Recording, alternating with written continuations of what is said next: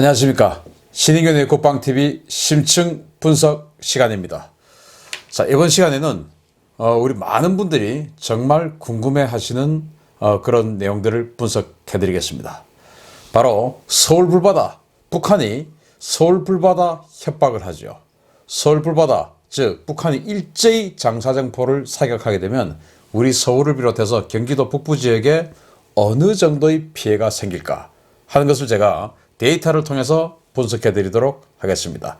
막연한 공포심을 가지고 있거든요. 그래서 정말로 데이터를 가지고 분석을 한번 해 드릴 테니까 이거 정말 서울 불바다 진짜 겁나구나 하는 정도 수준인지, 이거 정도였어?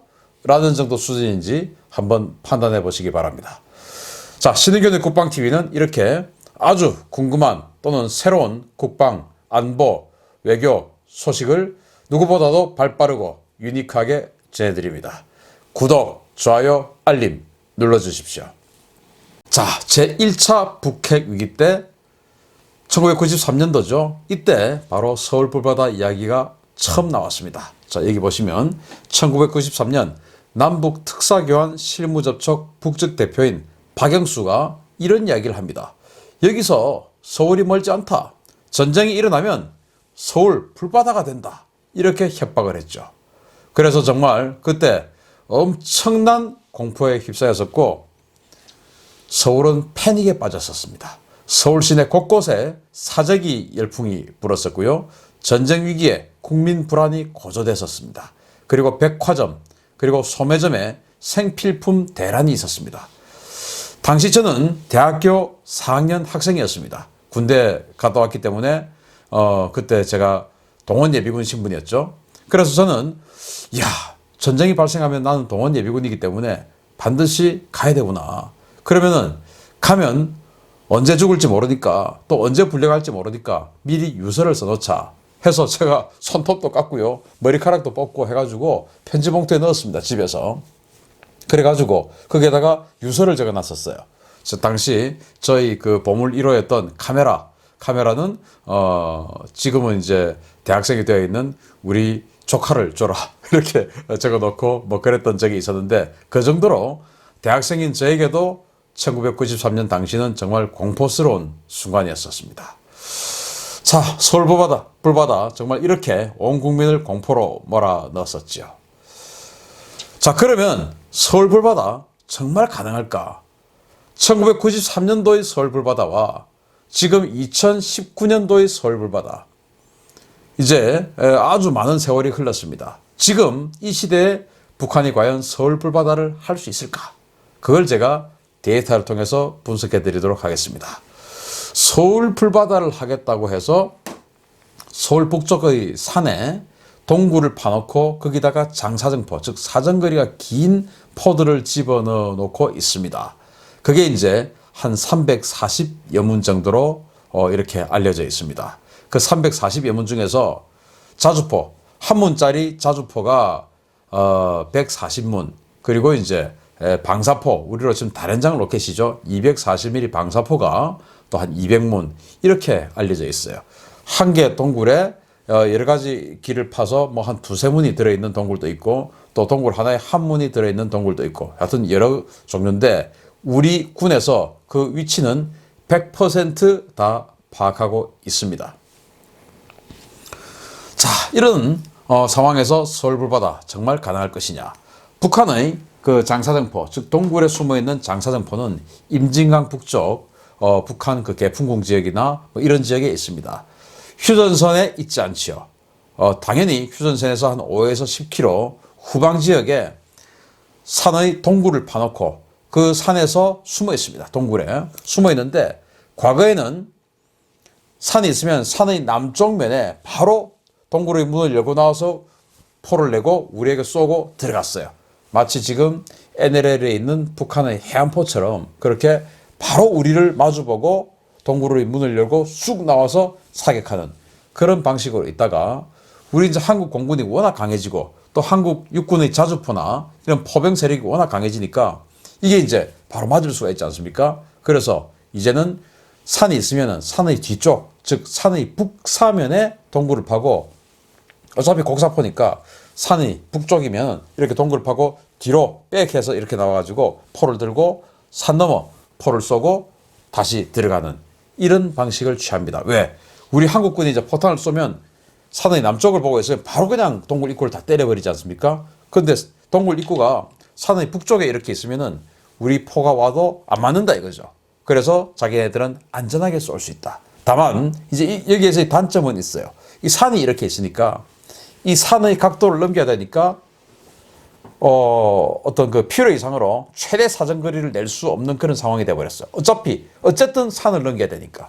그래서 최대 사정거리가 170mm 자주포 같은 경우는 54km, 그리고 220mm 방사포 같은 경우에는 65km 이렇게 알려져 있는데 그 산의 북사면으로 옮기면서 최대 사정거리를 구현하지 못하는 경우가 발생했습니다.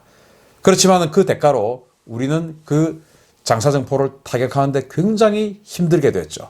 그 힘들게 된 상황이 꽤 오랫동안 지속되었습니다. 그리고 우리는 막대한 예산을 투입해서 그 산의 뒤쪽에 있는 장사정포 동굴을 깨트릴 수 있는 지금 수단들을 다 구비했죠. 막대한 예산이 들었습니다. 이렇게 북한은 170mm 자주포가 140문, 240mm 방사포가 200문 있습니다.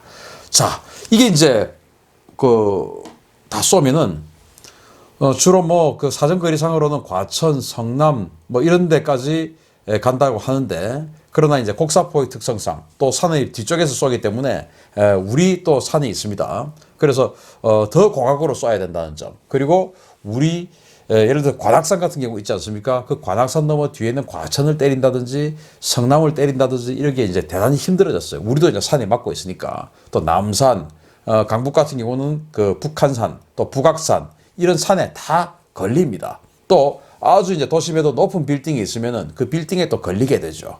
그래서 빌딩 뒤쪽에 있는 사람들은 아주 안전하다든지 뭐 그런 여러 가지 그런 장단점이 다 있어요.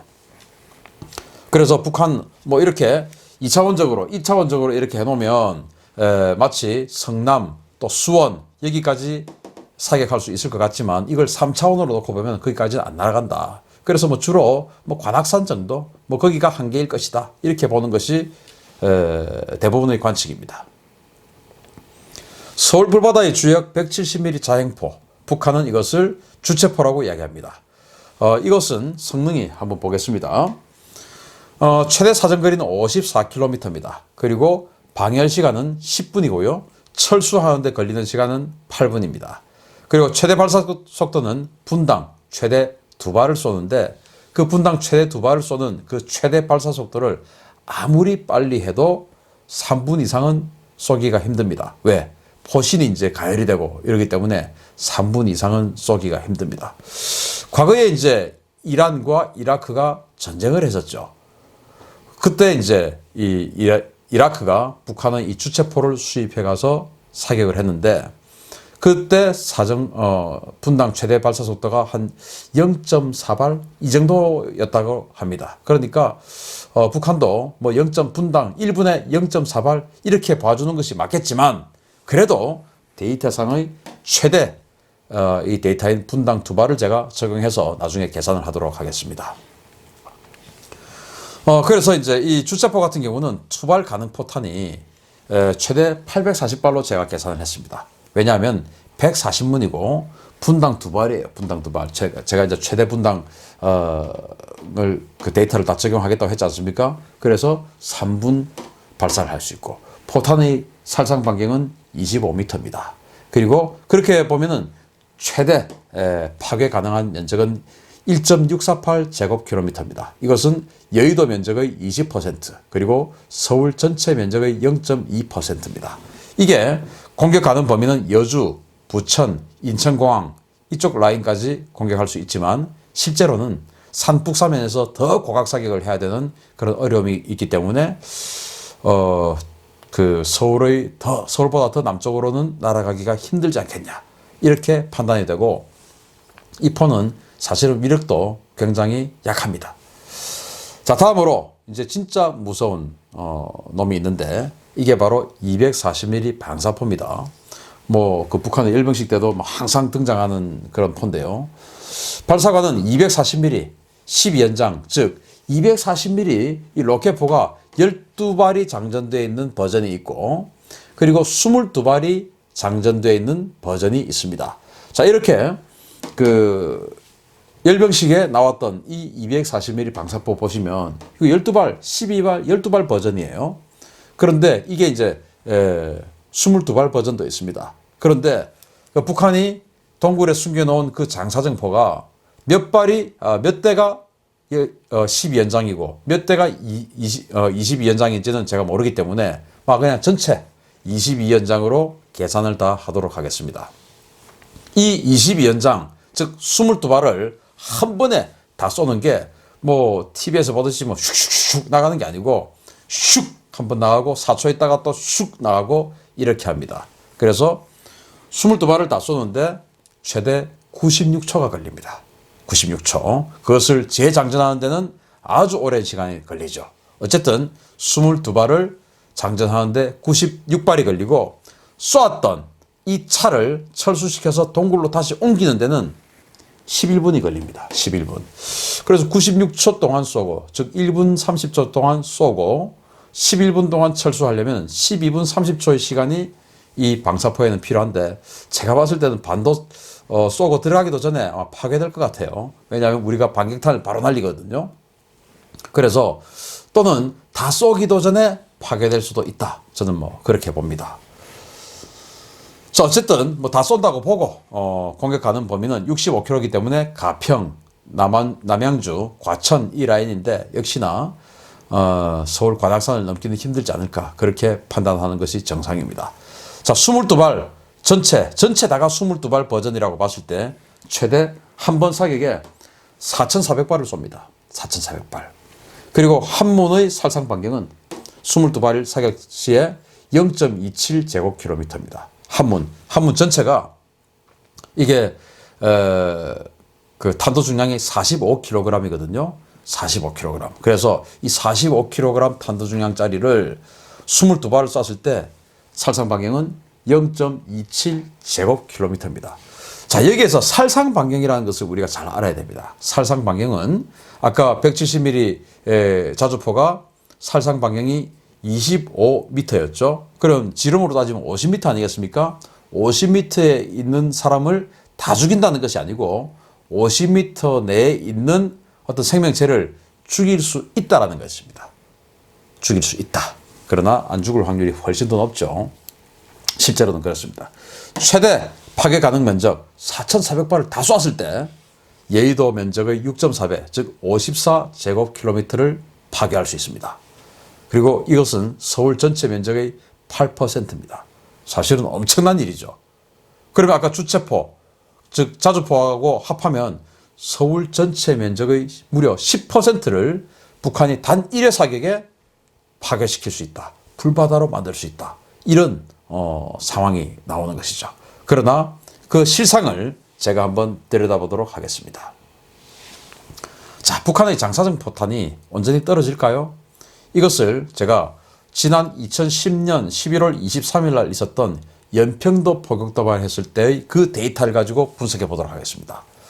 자, 연평도 포격도발은 김영철이 당시 정찰총국장을 하면서 김영철이 주도했다라고 알려져 있고요. 그 김영철이가 정찰총국 수준에서, 즉 연평도 건너편에 있는 사군단 수준이 아니고 군단 수준이 아니고 거의 국가급 수준의 도발을 했던 그런 상황이었기 때문에 김영철이가 전군에서 가장 상태 좋은 포탄들을 모았을 것으로 저는 확신합니다. 자, 그래서 그때 당시에 연평도를 향해서 북한이 400발의 포탄을 쏘았습니다. 주로 76mm 평사포 그리고 122mm 방사포였습니다. 400발의 포탄을 쏘았어요. 자, 그런데 북한은 전기 사정이 안 좋죠. 그래서 탄약고에 제습 장치나 온도 조절 장치 이런 게 없습니다. 우리는 탄약고 어디 가든지 탄약고에 아주 많은 비용을 들여서 뽀송뽀송하게 화약을 관리합니다. 제습을 확실하게 하고 온도 조절도 확실하게 합니다. 그리고 10년에 한 번씩 완전히 새 것으로 교체를 합니다. 그 비용도 포탄 하나에 10만 원, 비싼 건 15만 원 이런 식으로 비용을 들여서 교체를 합니다. 그걸 우리는 전군이 다 하고 있어요. 그런데 북한은 못하죠. 또 우리는 남쪽에서 북을 바라보고 반대로 북에서 남쪽으로 포탄이 날아오고 또 북한은 남쪽에서 북쪽으로 포탄이 날아갈 겁니다. 그래서 우리는 탄약고, 유류 저장고 이런 중요 시설들을 다 산의 남사면에다가 배치를 해놨습니다. 왜? 북쪽에서 포탄이 날아올 거기 때문에 대대 탄약고 이런 것들은 다 산의 남쪽에다가 입구를 파놓고 북쪽에서 포탄이 날아와도 안 터지게끔 해놨습니다. 즉 우리 한국군의 탄약고나 또 유류저장고 뭐 이런 주요 시설들은 다 남향이에요. 남향. 그런데 북한은 반대로 남쪽에서 포탄이 날아가기 때문에 산의 북사면에다가 입구를 파놓고 탄약고를 지어 놓았죠. 자, 우리는 뭐 남향인데 거기다가 우리는 제습, 온도 조절 확실하게 가동을 합니다. 그런데 북한은 전기가 없으니까 그거 못하죠. 거기다가 북향입니다. 북향 어떻습니까? 춥고 습기 많고 햇볕 안 들어오고 70년 동안 햇볕 못 보고 습도 속에서 웅크리고 있던 게 북한군의 탄약이었어요. 당연히 습도 조절이 안 되니까 이 화약이 뭉치고 떡지고 이러죠. 그렇게 되면 어떻게 됩니까? 안 날아가고 불발탄 나고 여러 가지 상황이 발생하죠. 그래서 2010년도에 연평도 포격 도발, 즉 국가급 도발을 했던 그 연평도 포격 도발에서 정말 황당한 결과가 나왔습니다. 불행한 어떤 그 우리 2명의 장병과 2명의 민간인 사망이 있었지만 전체적으로 봤을 때 어떤 결과를 발생했냐면 400발을 쐈는데 NLL 북쪽 지역, 즉 NLL을 넘어오지 못한 포탄이 무려 230발이었습니다. 57.5%가 장약의 불량으로 인해서 쏘고 나서 불과 2, 3km도 못 날아오고 한마디로 말해서 부시식 하고 그냥 앞에다가 툭 떨어져 버린 겁니다. 57.5%가. 그리고 42.5%가 NLL을 넘어왔습니다. 넘어왔는데 그 연평도라는 큰 섬에 떨어지지 않고 연평도 앞바다 또는 연평도를 넘어가서 장약이 안 좋으니까 뭐 사정거리가 제대로 구현이 안 되는 것이죠. 연평도를 넘어서 뭐 이렇게 바다에 떨어진 것이 90발이었습니다. 22.5%였죠. 그리고 이제 연평도에 떨어진 포탄이 다 합해서 80발이었습니다.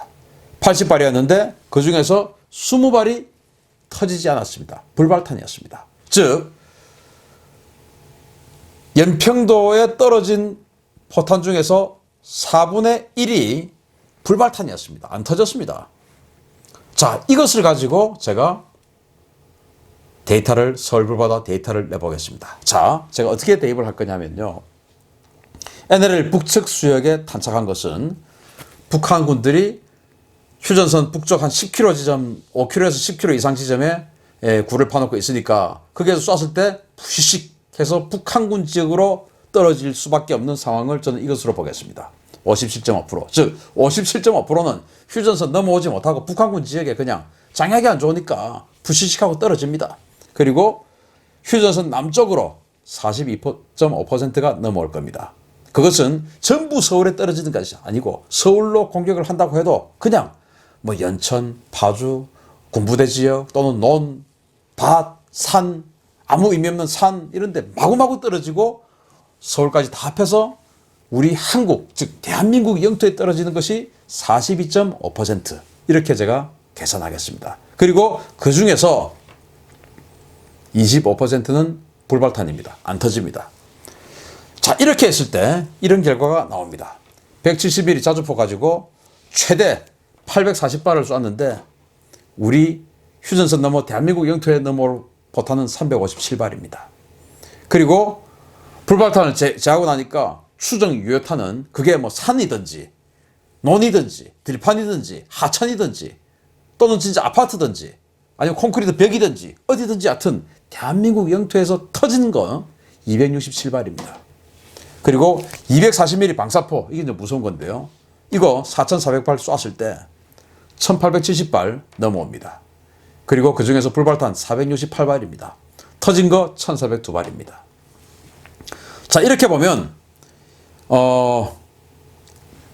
실제로 쏜 것 중에서 대한민국 영토에 넘어와서 터진 거는 자주포는 267발, 그리고 220mm 방사포는 1,402발이 터질 겁니다. 이것도 전부 다 좋게 봐줘서 분당 최대 발사 속도 2발을 0.4발이 아니고 2발을 3분이나 지속 사격할 수 있고, 이것도 전부 12연장이 아니고 22연장이라고 다 봐줬을 때 이렇습니다. 자, 그러면은 어떻게 되냐? 서울시 전체 면적의 2.9%가 피해를 입게 됩니다. 피해 2.9%가 초토화된다는 것이 아니고 2.9%가 살상 반경 안에 들어간다는 말입니다. 그런데 실제로 이 연평도 포격 도발은 국가급 도발이었기 때문에 가장 상태 좋은 포탄들을 모아서 쐈을 것이라고 저는 확신한다고 말씀을 드렸죠. 그런데 그로부터 지금 또 10년 지났습니다. 그리고 여기는 국가급 도발하는 부대가 아니죠. 탄약 상태가 연평도에서 쏘았을 때보다 압도적으로 더 상태가 나빠졌을 것이다. 그래서 그때보다 훨씬 더 불발탄, 그리고 훨씬 더 그냥 낙하탄 이런 것들이 많아져서 실제로 저는 여기 있는 이 데이터의 반도 유효탄이 나오지 않을 것이다, 이렇게 봅니다. 또 그나마 그것도 우리가 반격하지 않고 가만히 놔두었을 때 그렇습니다. 바로 그냥 반격해버리면은 그것의 또 반도 못 넘어올 것이다, 그렇게 봅니다. 뭐 그렇다 하더라도 몇백 발이니까 대단히 위험하죠. 그러면 그 포탄이 얼마나 위험한지 한번 또 살펴보겠습니다. 북한의 170mm 자주포 그 탄도 중량이 5kg인데 5kg짜리 사진이 없어가지고 6kg짜리 탄도 중량의 포탄이 터지는 사진을 구했습니다. 이게 6kg 같으면은 건물을 부수지 못합니다. 건물을 또 파괴하지 못하고 뚫고 들어오지도 못합니다. 자동차 하나 정도를 이렇게 파괴할 수 있습니다. 자동차 하나 정도. 딱 자동차에 맞으면 자동차 하나 파괴할 수 있습니다. 그런데 건물에 들어가 있으면 건물을 파괴하지 못합니다. 건물 안에 있는 사람은 죽일 수가 없어요. 자, 240mm 방사포, 이게 탄도 중량이 45kg인데 똑같은 사진이 없어서 이라크에서 50kg짜리 로켓탄에 그 파괴된 집을 한번 보겠습니다. 뭐 이라크에 있는 집이니까 뭐 대단히 튼튼한 집은 아닌 것 같아요. 우리로 치면 우리 콘크리트 건물 파괴할 수 없습니다. 콘크리트 건물 파괴할 수 없어요. 45kg 탄두 가지고. 즉 아파트나 슬라브 건물 이런 걸 파괴할 수 없어요. 정말 운이 나쁘게 유리창을 뚫고 들어오면 어쩔 수 없습니다. 그러나 우리 한국의 집의 대부분은 아파트 같은 경우 예를 들어서 남향이죠. 북쪽은 어떻습니까? 창문이 아주 작습니다. 남쪽에, 즉 안방에 있으면 안방 뒤에 화장실 있죠. 그 뒤에 또 방 있고 베란다 있죠. 그쪽으로 들어온다 하더라도 화장실 벽에 갇혀서 우리를 살상할 수 없습니다. 부엌에 쪽창이 북쪽으로 나 있죠. 그쪽으로 포탄 들어올 수 있을까요? 못 들어옵니다. 그래서 아파트에 가만히 있으면은 북한의 방사포가 1000발이 날아와도 별 문제 없을 겁니다. 따라서 북한이 어느 날 갑자기 6.25 때처럼 포를 쏘지 않습니다. 우리는 다 보고 있습니다. 그래서 위험하다라고 공습경보가 울렸을 때 전부 집에 다 들어가서 안방에 다 들어가 계신다면 거의 인명피해 발생하지 않습니다. 또 어쩔 수 없이 거리에서 일을 하고 있다 하더라도 높은 빌딩의 남쪽에 딱 붙어 있으면 포탄 맞을 일 전혀 없습니다. 단 큰 거리에서 높은 빌딩의 북쪽 거리, 북쪽을 보고 있는 거리에 서 있으면 포탄을 맞을 수가 있죠. 그러나 높은 빌딩의 남쪽에 있는 거리는 관계없습니다. 그리고 뭐 지하철인데 다 들어가면 또 아무 문제 없어요. 그래서 저는 정말 말 안 듣는 사람들, 공습경보 울리면 다 집에만 있으면 괜찮아요 라고 설명을 했는데도 불구하고 나와 있는 사람들, 그런 사람들은 큰일 날 수 있습니다. 그러나 공습경보 울렸을 때 딱 집안에 들어갔으면 저는 거의 인명피해 없을 것이라고 확신합니다. 자, 그리고 우리 군대도 93년도하고는 뭐 탈퇴환골해버렸죠.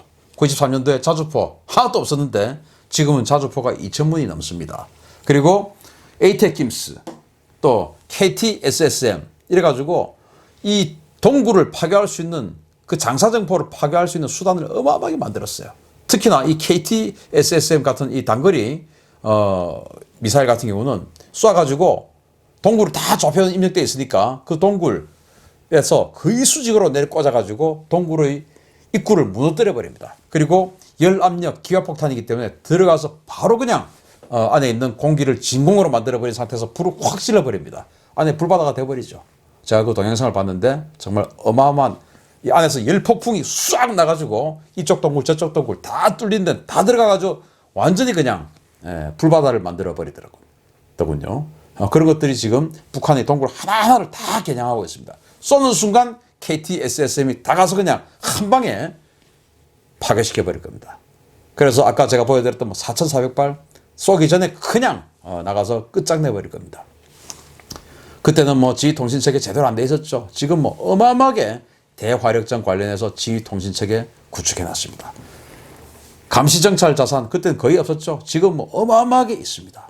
또 강력한 항공자산 그때는 93년도에는 우리 F-16 피스브릿지 사업해서 블락 32 버전 유도미사일도 안 되는 거 그냥 멍텅구리 폭탄 하는 F-16 40대 이거밖에 없었어요. 지금은 유도미사일, 유도폭탄, 장거리 유도폭탄 이런 것들을 발사할 수 있는 최첨단 전투기가 지금 240대가 있습니다. 그리고 3월 29일부터 거기에 대해서 최첨단 5세대 전투기인 F-35가 들어오죠. 이제는 뭐 쟤들이 공격할 것 같다. F-35 먼저 들어가서 스텔스니까 뒤에서 그냥 때려버릴 수 있습니다. 북한 서울불바다 웃기는 소리죠. 자, 서울불바다 컴플렉스를 깨야 북핵 문제 해결됩니다. 북한이 미사일을 쏘면은 미사일 방어 시스템 가동할 수 있습니다. 사드 그리고 미국이 가지고 올 SM-3 그리고 우리 패트리어트, M-SAM 이런 것으로 일부 막을 수가 있어요. 그리고 또 제가 전에 북한의 미사일 발사대를 한 방에 다 제거할 수 있는 수단들 가르쳐 드렸죠. 자, 거기에 대해서 그러면 이제 서울불바다 만들겠다. 이게 이제 우리 겁나는 거죠. 제가 말씀드렸습니다. 서울불바다 어느 날 갑자기 오지 않습니다. 경보 옵니다. 그러면은 집 안에, 아파트 안에 딱 들어앉아서 안방에만 있으면 인명피해 거의 없습니다. 말 안 듣는 사람 있을 수 있죠. 말 들으면 인명피해 없을 수 있습니다. 자, 김정은이가 돈 안 주면 서울불바다 만들 거야. 불바다 웃기지 마. 이게 현실입니다. 서울불바다 너무 걱정 안 하셔도 됩니다. 자, 다음으로는 제가 다음 시간에는 KTSSM 뭐 이런 우리 장사정포 타격 수단에 대해서 심층 분석해 드리겠습니다. 서울불바다 분석한 오늘 심층 분석 마치겠습니다. 감사합니다.